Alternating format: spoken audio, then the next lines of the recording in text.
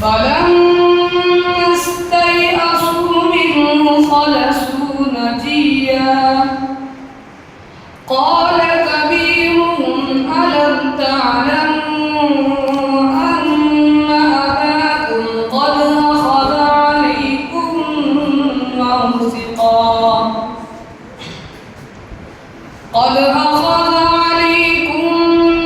موثقا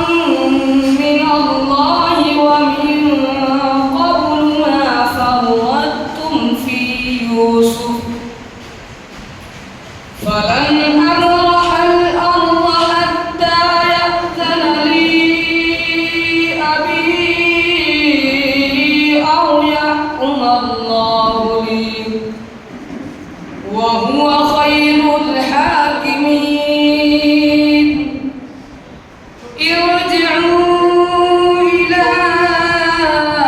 أبيكم فقولوا يا أبانا إن ابنك سرق وما شهدنا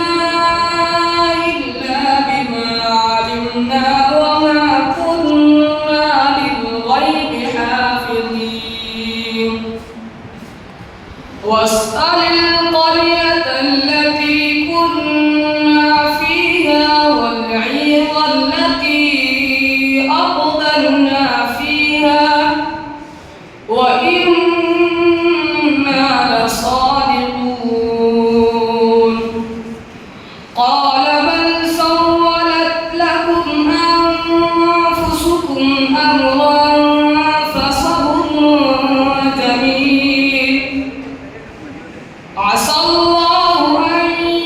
يأتيني بهم جميعا